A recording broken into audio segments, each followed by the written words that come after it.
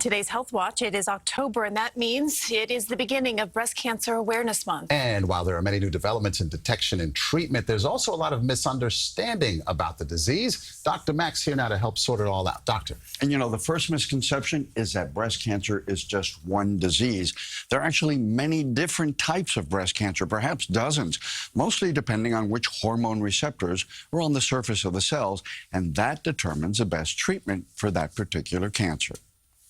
That's why one of the first things a pathologist should do when they have a confirmed cancer biopsy is determine the receptors on the cancer cell. Research oncologists are also working on typing the genetics of cancer cells, which could also further focus treatment.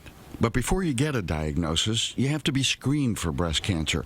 The American Cancer Society says all women should begin having yearly mammograms, still the gold standard, by age 45, and can change to having mammograms every other year beginning at age 55.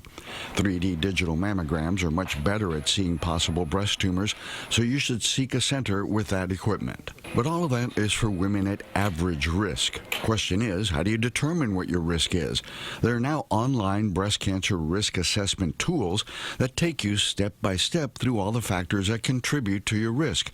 High-risk women may need to start screening at an earlier age, use other technologies like MRI, or even be tested for some of the so-called breast cancer genes. If you do have breast cancer, there are now better surgical techniques that can hide a breast scar, that can improve the odds of getting all the tumor out in the first operation, and even apply radiation during surgery so that a woman doesn't have to return for weeks of radiation therapy. And finally, breast reconstruction has improved dramatically, where a woman can often choose to use her own tissue for reconstruction, eliminating implants and achieving a more natural result. And when it comes to cancer, there is no one-size-fits-all. Every woman and every cancer is different. And the last, often overlooked factor when deciding on breast cancer treatment is what's important to the patient. Some women will want a mastectomy, even if a lumpectomy is possible. Not every woman will want a reconstruction, and so forth. And as we always say, talk to your doctor. That's where you can make that decision.